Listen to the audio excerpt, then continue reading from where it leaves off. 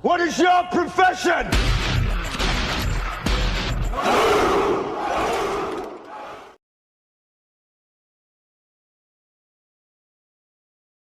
So here we have 1,500 points of Blood Angels. They are back for revenge. This is a grudge match, ladies and gentlemen. Last time the Blood Angels were on the channel, 1,500 points. They took an absolute beating from the Mordian 50th Iron Guard, and they have returned, and they have brought with them some heavy armour. So starting off on the left, we have a Spearhead Detachment led by a captain with 2 chainswords. He's the one with the beaky helmet, and a lieutenant with 2 chainswords. He's the one with the regular helmet. In this detachment, there is a Bile Predator with twin assault cannon and 2 heavy bolters. Is there a storm bolter on that? No storm bolter. No storm bolters on any of them. We then have a Godhammer Land Raider with 2 twin las cannons and a twin heavy bolter. We also have another Bile twin assault cannon and 2 heavy bolters. This storm bolter, just for decoration purposes, not in this game. Moving over, we have the Elite Detachment, I believe the Vanguard Detachment, made up of 3 squads of Death Company. So we have 2 7-man squads and a 5-man squad. The first 7-man squad has 2 power swords and 5 chain swords. 5-man squad just has 2 thunderhammers and 3 chain swords, and the second 7-man squad has again 2 power swords, and the rest are chain swords. And obviously all those Death Company members come with bolt pistols. They are led by a captain in Terminator armour. You may recognise this guy from the Blood and Shadows campaign. This is Captain Atreides. He is in his signature Terminator armour and dual lightning claws. And for some dedicated transports today, Johnny has brought a twin assault cannon Razorback and a twin las cannon Razorback. So overall, what we're looking at here is 6 las cannons, 6 assault cannons, 6 heavy bolters, and then a whole host of Death Company. 666, the number of the beast. Are these Blood Angels calling upon dark powers maybe to fulfill their mission? But let's see what they're up against today. So here we have 1,500 points of Mordian Iron Guard. I am running the same list as last time. For those of you who watched the first battle report in this grudge match, you'll know what I'm running, but I'll go through it quickly for those who are watching this battle report for the first time. So in this battle, we are trying out the fighting group strategy, something I covered in one of my recent tactical videos, where we take 3 miniature armies and use them to make one big army. So what we have here is essentially 3 500-point forces, which are all going to be fighting in groups, mutually supporting each other. Each fighting group is identical. So, well, almost identical, I should say. There's a slight difference. Starting off over here, we have 3 infantry squads, 1 with heavy bolter and grenade launcher, 1 with missile and plasma, 1 with las cannon and plasma. We have a command squad, which is an autocannon, sniper and regimental standard, and a company commander. We then have a scout sentinel with a heavy flamer and sentinel chainsaw, and a Leman-Russ battle tank with battle cannon, las cannon and 2 heavy bolters. Moving over here, we have exactly the same setup once again. 3 infantry squads, las plas, missile plas and heavy bolter grenade launcher. Another command squad, identical setup, and again sentinel and Leman-Russ. Moving on to the final fighting group. This is almost identical. Slight change is the Leman-Russ Eradicator here. Had good success with the Eradicator last time. Might be a little bit tougher this time. Now it's facing a bit more heavy armour, but this is meant to be a take-all-comers list, so if we want to include this tank, it's got to be able to perform in any situation. So that's what we're testing it out today. Taking out of its comfort zone, we're going to see if it can still perform well. So there we go. In total, we're looking at over 100 infantry for the guard, 3 heavy vehicles and 3 light vehicles. I am running a brigade today. We've got 9 troop choices, 3 heavy support, 3 fast attack, 3 elite, and of course 3 HQ. So we'll be back with the Warlord Traits for both factions. So here we have the Warlords and Relic Bearers of the respective armies. Starting off with the Imperial Guard, we're going with the usual. We're going to give it another go. We're going to have the Warlord Traits Iron Discipline, which means any Iron Guard units that try and run away around the Warlord on a 4+, they stay still, they don't lose it to Battle Shock. And he's also taking the Iron Star of Mordian to give himself a 4+ feel no pain. Didn't work out quite so well last game, but hoping it'll be better this time.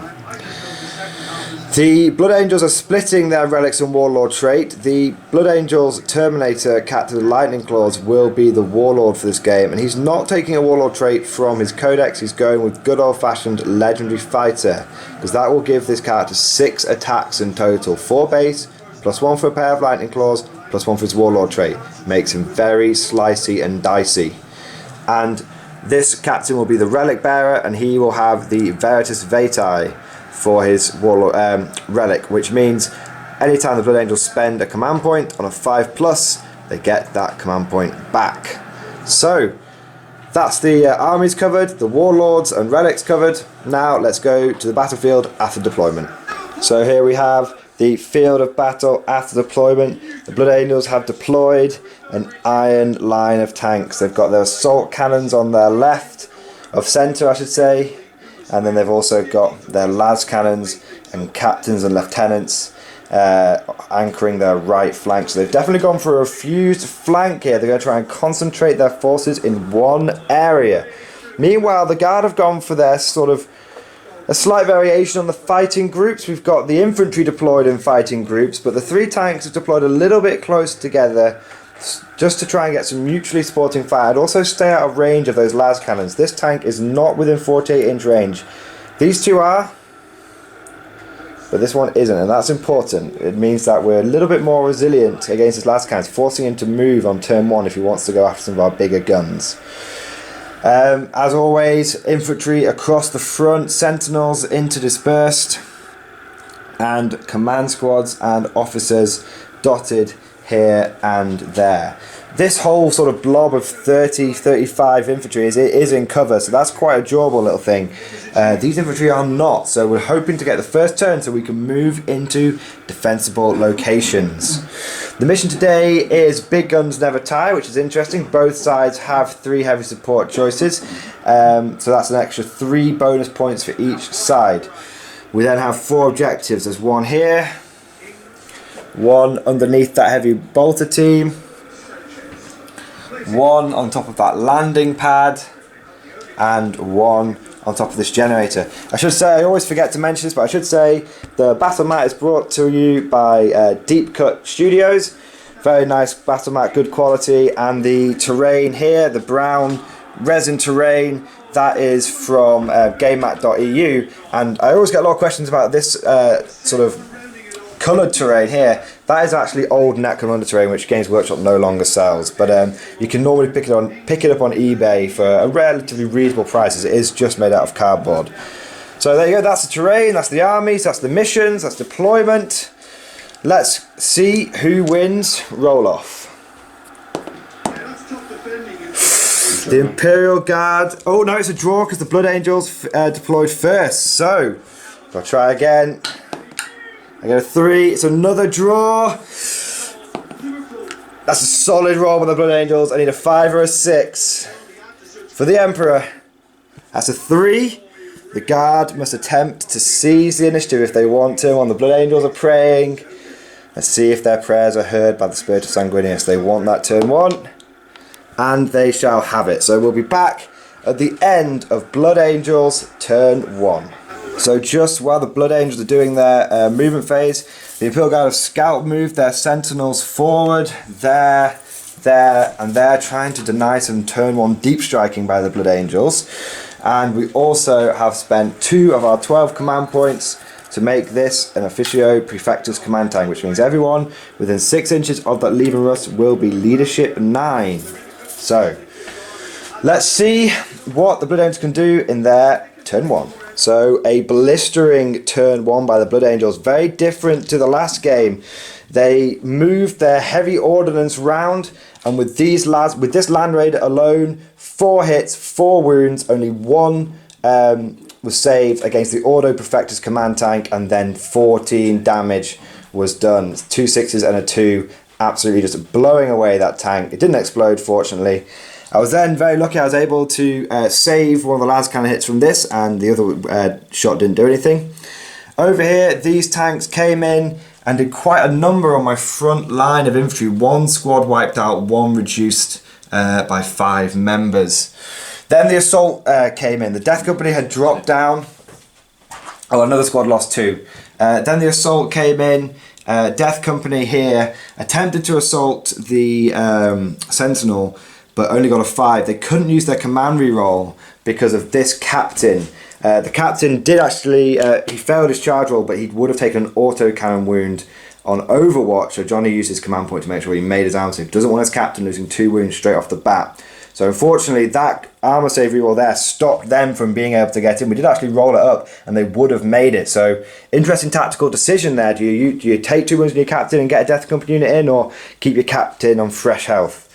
Over here, this Death Company unit used the Blood Angel stratagem. I believe it's Descent of Angels, which allows them to roll 3d6 for their charge range. They only declared against 1 unit just to make sure that they could get everyone in and kill that unit. They did completely wipe out the infantry squad, but they have managed to successfully tie up this unit and this unit, but they have lost one of their number in close combat. So, to recap, 1 tank down, 2 infantry squads down, a couple of other squads mauled, and the Blood Angels in amongst the Imperial Guard lines. This game has started off fast and furiously, but will the Imperial Guard respond with overwhelming firepower? We shall see.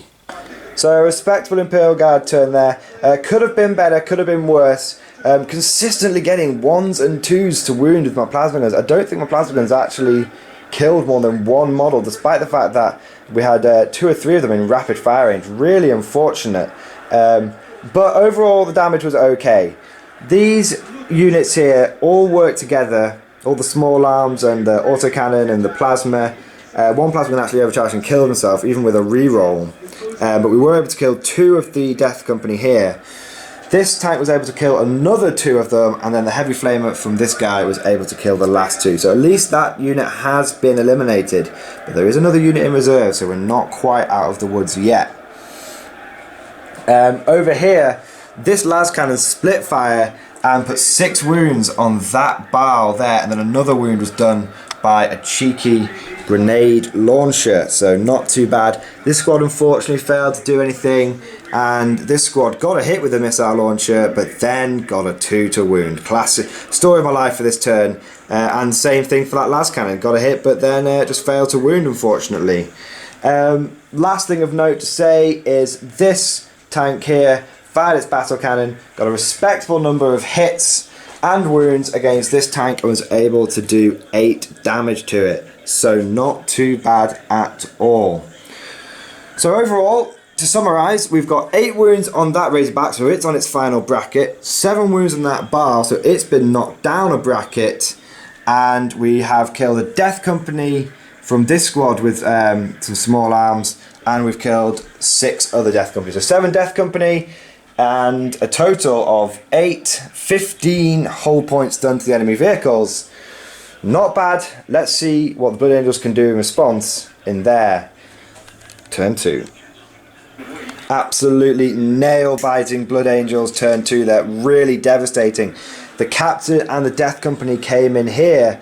The Death Company were able to really badly maul both these squads, but thanks to sort of Imperial Guard casualty removing shenanigans, we were able to remove enough casualties to make sure that even with this Captain's Paladin, he was literally a third of an inch not being able to make it within an inch of another squad. He's 1 inch and a tiny bit basically from being able to engage. So that, very frustrating for Blood Angels, but it's just about removing those casualties to try and deny your enemy. I have then burnt 3 command points, 2 to auto pass and 1 for 1d3 on the battle shot to make sure that both of those squads stay in the fight.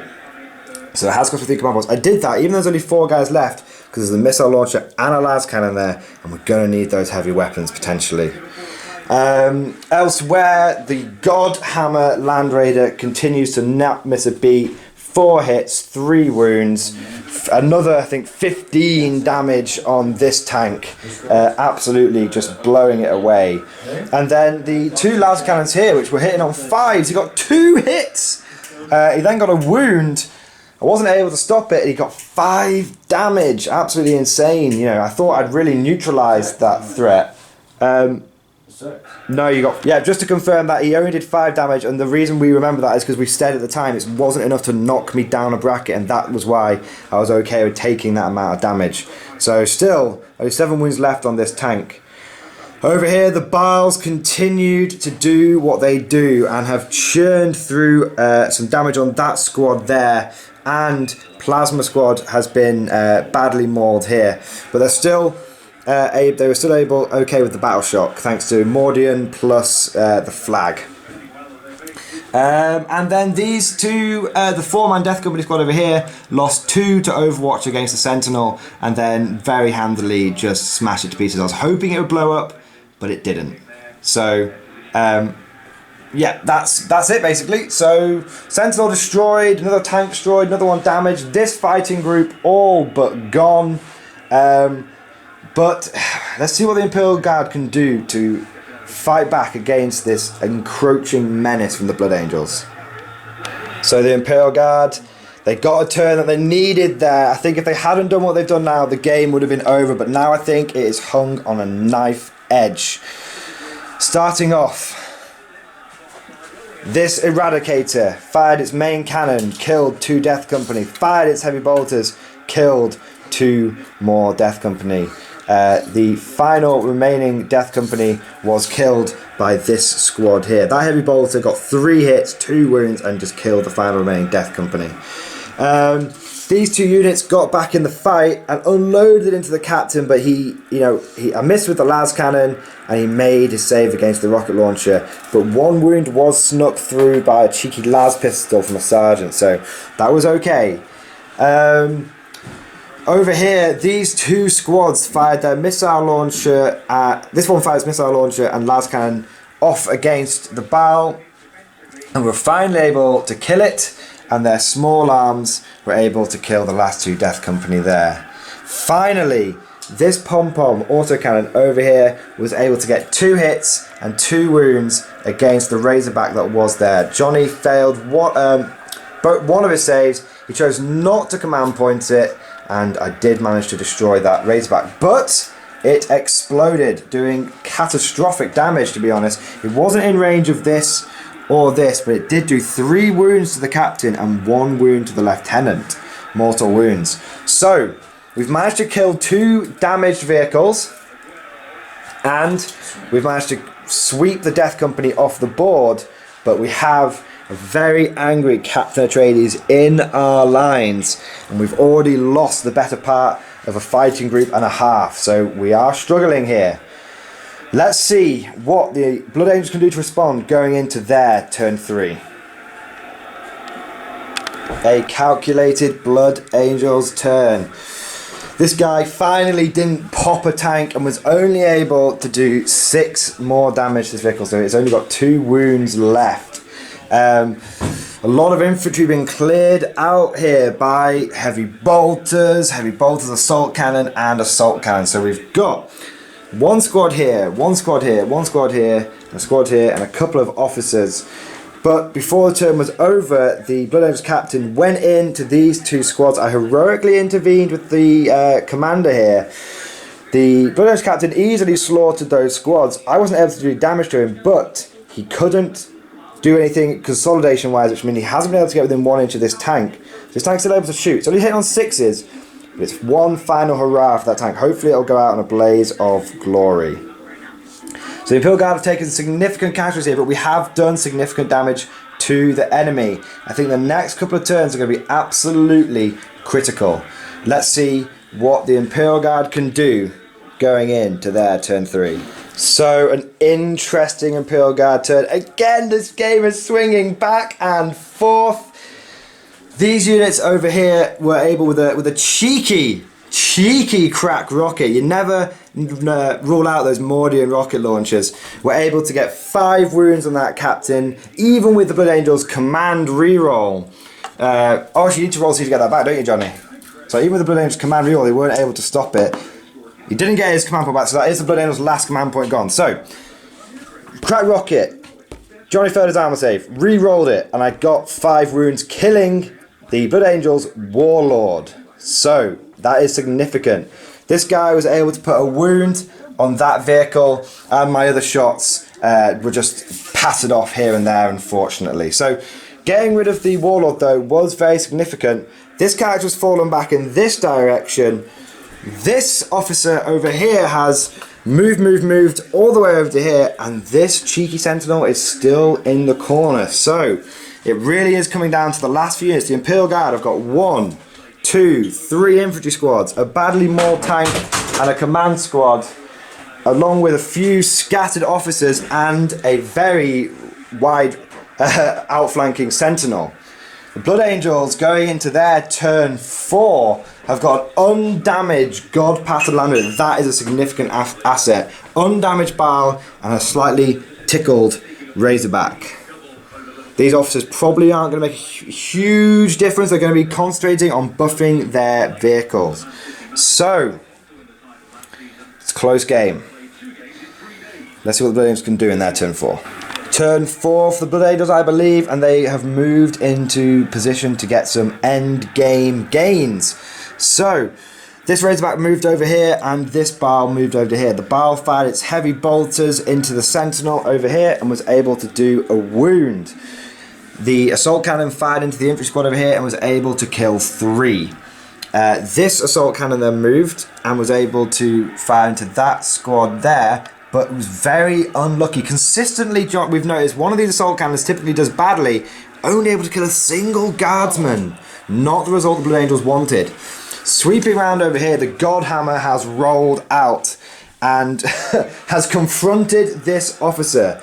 He fired 2 las cannons and the heavy bolter at the officer. One of the las cannons missed, even with a reroll from the captain, and then I was able to save it on a 6 with my refractor shield. The heavy bolter came in, got 4 wounds, and I was able to make one of them with the refractor shield again, meaning that this captain is alive on 1 wound. So very lucky over there. The other 2 las cannons, business as usual, have silenced the final piece of Imperial Guard armor. So going into turn 4 for the Imperial Guard, we do not have a lot of assets left on the board, but neither do the Blood Angels. We can do some damage here. If we can just do a little bit of damage, we might be able to get some gains here. So let's see what the Imperial Guard can do going in to their turn 4. Not a good turn for the Guard there. May have lost the game based on those dice rolls. Las Cannon missed, Rocket Launcher missed, Grenade Launcher missed. Heavy Bolter was able to get a wound on him. 2 wounds were done by an autocannon and another one done by some las guns, but essentially we did not knock it down a bracket. We really needed to remove an assault cannon this turn. So this is going to be really tough for the Guard. We're going to have to see what we can do going into turn 5 Blood Angels. Interesting Blood Angels turn. The Land Raider moved here, but it was just out of range of its buffing characters, but still it did what it needed to do. It killed the officer over here with the heavy bolters, and then the las cannons came all the way over here and destroyed the Sentinel, but the Sentinel exploded, took a wound off this guy, which knocked him down a bracket. That did affect his shooting, and he was only able to kill the las cannon team here, and the heavy bolters from that Baal were able to kill 3 more. So we've got a few battle shock tests. We'll roll these on camera. Over here, this guy lost 4 of his comrades to shooting as well, so he has to make a battle shock test, which he fails, unfortunately, so he is gone. And then over here, we have another battle shock test to take. That is significant. So they are leadership 8 with the flag. They took 4 casualties. Lower than that guy. No. Oh, no, they're just out. So I need to make some 4-up saves for my Warlord trait here. That is what we wanted to see. The Warlord trait Iron Discipline on a 4+, he stops people from running away. So So a little bit of confusion on the Blood Angel player's side there. He thought that my Warlord trait was my 4+ feel no pain, but the Warlord trait for the Iron Guard is on a 4+. Battle Shock does not, people that would run away from Battle Shock do not. So that was a really good Iron Guard roll there. That Warlord trait coming into play. So we just lose one more. So we'll take the Sergeant because Battle Shock won't really matter going forward. So that was turn 5 for the Blood Angels, potentially last turn of the game. The Imperial Guard have got few assets left on the table, but this is important, we are not out of the game yet. If the game ends on turn 5, this could be an interesting battle. Let's see what the Imperial Guard can do going through to their turn 5. Ladies and gentlemen, we have a nail-biter end turn here. The Imperial Guard have pulled some Emperor level bullshit out of their ass. So, everything moved in advance. There was no shooting this turn. Thanks to move, we were able to get this squad within 3 inches of that objective and this squad within 3 inches of that objective. We also managed to get, with just moving in advance, got this squad into cover onto that objective. Right. We got a 7-inch charge. This guy has taken a wound, so we'll get a wound counter for him. We got a 7-inch charge, which allowed us to tie this Razor back up. We had a choice. This was a tactical decision we had to make. We could go for a move on him and guarantee ourselves line breaker, but we would have had lots of shot in the face. That was the guaranteed option. Or we could trust in the Emperor and attempt a 6-inch charge on this vehicle. We chose to have strong faith this day. We rolled it, we got a 7, we have got line breaker, we have tied that Razor back up. The reason we did that was if the game goes on, it significantly reduces the enemy's firepower. Right, so it is turn 5. We have a dice. On a 1 to a 2, the Imperial Guard win. On a 4, 3, 4, 5 or 6, it's anybody's game. Oh, it's a 6! God, the Blood Angels did that. It was curved. It was curved. I think it was going to roll on a 4 anyway. Right, the Blood Angels have got to pull something. They've got to do something. They have limited assets.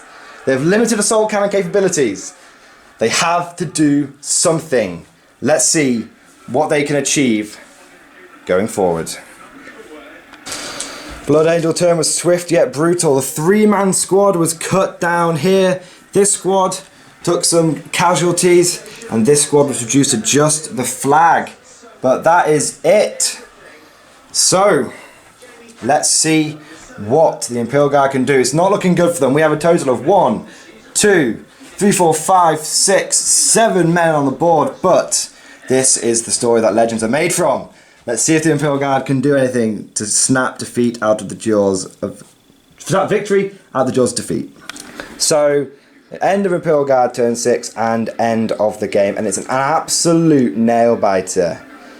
So, we got we were able to move this guy over here so that we had 2 models within 3 inches of the centre of that objective. We then had able to move these guys over, but they're not quite. They're just 1 inch away from being 3 inches to the centre of the objective. They are 3 inches to the objective, but not 3 inches to the centre of the objective. So unfortunately, they're just out from that one. That would have been significant because we also have that objective there. So counting up the final points, both sides have 2 objectives. But the Blood Angels have got Line Breaker and First Blood and 3 heavy support droids. So that's 3 plus 3 for the objectives, plus 2 for the secondaries, plus 3 for the tertiaries, which means they have 11 points. The Imperial Guard have 2 objectives, Warlord and Line Breaker, which makes 8. Now if we'd got 1 more inch on this, that would have meant it would have flipped by 3 and the Imperial Guard would have won. That objective was the key. It would have been 8-11 the other way round. So unfortunately, literally, we made it to the edge of the objective, but we didn't make it to the centre of the objective. So, one absolutely amazing close game. We have rolled the dice. We got a 3. See if the game continues. So, very, very good game. Lots and lots to talk about. You can see how I didn't, even though I've only got 6 or 7 models left on the board, I did not give up. We played to the very end because as you can see, it was 1 inch. If this was a tournament, 1 inch, you know, if I got 1-3 on that run roll, on the move roll, that would have been a win in a tournament. And so you can see why it's really important to never give up to the end. So really good game here. Both sides absolutely battered and bruised. The theory of taking fighting groups has been tested sorely against this very competitive Blood Angels list. Let's talk more about it though in the after action report. Thank you guys for watching, and I'll see you guys next time.